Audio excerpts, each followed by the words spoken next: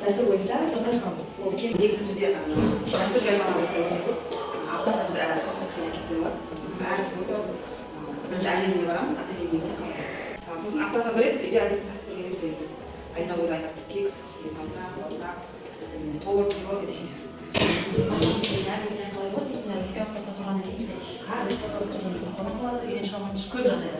Бізде көбіне сыртқа шығамыз балалар. Әлі күні матанкапқа деген ағаның балалары. Ыстық суға апарамыз, горячий точка дейді ғой. Үшінші аға міндетті түрде жылда бір-екі рет апарып келеміз. Әсіресе қыс айында барған жас балаларға тұмау грипп болмайды бала. Жақсы жүрміз. Әр демалыс балаларды ойын-сауық орталықтарына, киноға апарамын.